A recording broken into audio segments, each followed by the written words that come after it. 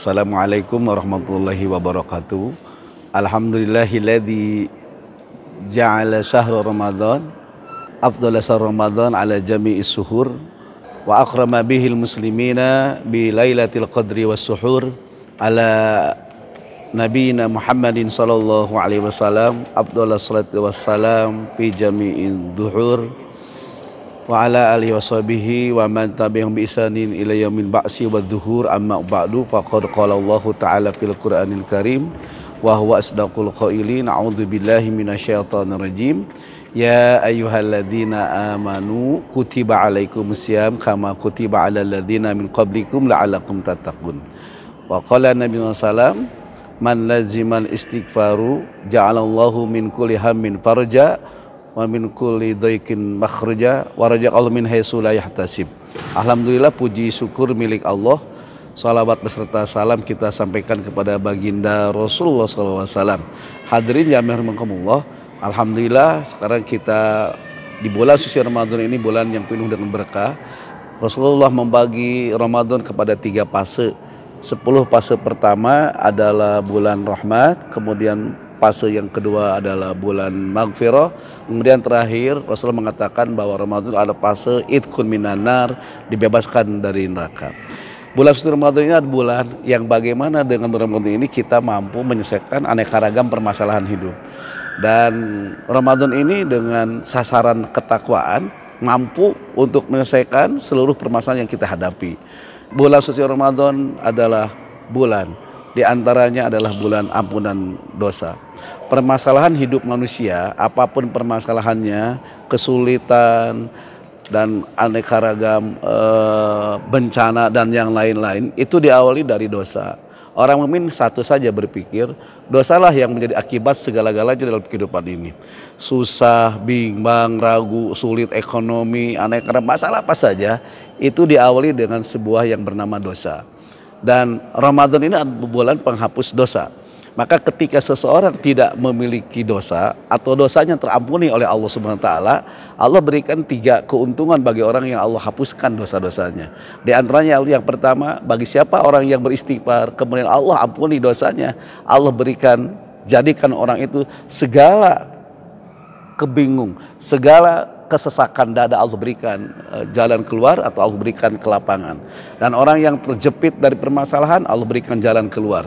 Dan Allah janjikan Allah akan memberi rizki yang tidak disangka-sangka. Maka ketika orang diampuni dosanya, pada hakikatnya orang itu sedang menyelesaikan permasalahan hidupnya, yaitu apapun kehidupannya. Maka yang pertama, orang yang terampuni dosanya adalah orang yang diberikan ketenangan, karena hatinya mulai hatinya mulai lapang. Kemudian yang kedua, ketika dia mendapatkan kesulitan dalam kehidupannya, Allah berikan jalan keluar, hatinya senang.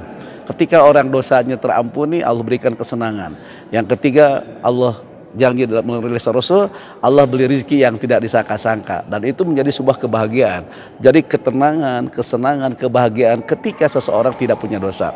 Dan itu dilakukan oleh orang yang bertakwa. Karena orang bertakwa itu pasti dia akan melakukan apa saja yang diperintahkan oleh Allah, kemudian dia akan sekuat tenaga menjauhi apa yang dilarang oleh Allah Subhanahu wa taala, dan itulah takwa. Maka Allah berapa banyak di ayat Al-Qur'an, di hadis menjanjikan kesuksesan bagi orang-orang yang bertakwa, dan itulah sasaran dari saum yang kita lakukan. Oleh karena itu saum Ramadan ini sebagai solusi untuk menghadapi aneka ragam permasalahan.